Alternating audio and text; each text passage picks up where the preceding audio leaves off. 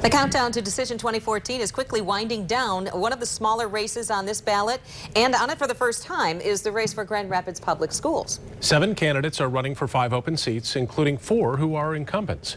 24-Hour News 8's Danny Carlson sat down with each of the candidates to talk about the future of the district.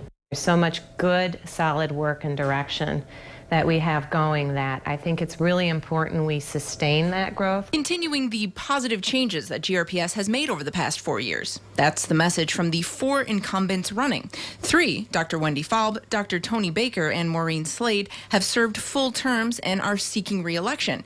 John Matthias was appointed a little more than a year ago and is looking for his first full term. There's an urgency to the leadership on this board. We're not complacent like, oh, things are going well. There is a lot of work to be done, and there's real urgency. We think that we're turning this big boat around, and it's going to take the rest of us to keep on going. So that's why I really considered whether I wanted to run or not.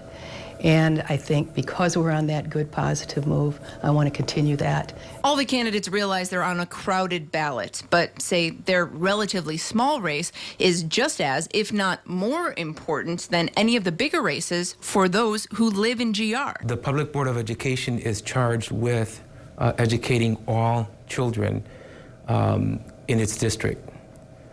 No one else has that mandate.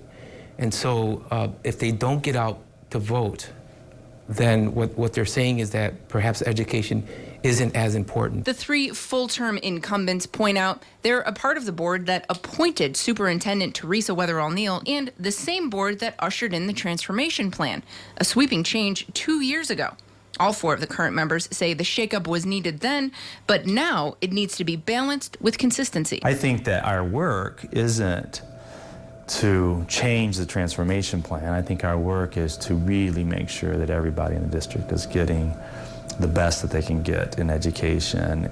Of the 3 new candidates in the race, Jamie Scripps, Melinda Isasi, and Jose Flores, 2 say they want to continue the district's positive momentum while bringing in some new ideas and different perspectives. There are some things that we can dig into even more.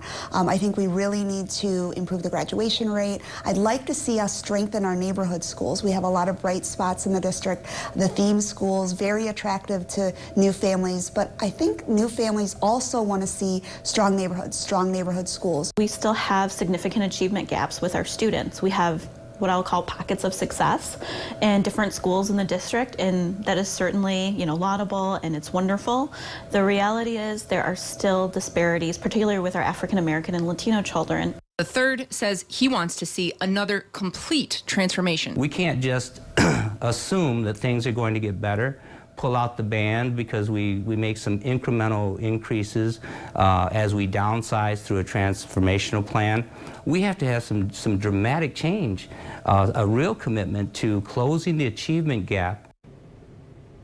Make sure you stay with 24-Hour News 8 on election night. We'll bring you live results as they come in. That's starting at 8 o'clock. And then at 10 o'clock, we're going to take you live around the state for our special coverage of election night. We'll be on air here on Wood TV 8 from 10 until midnight on election night, covering every angle of those results.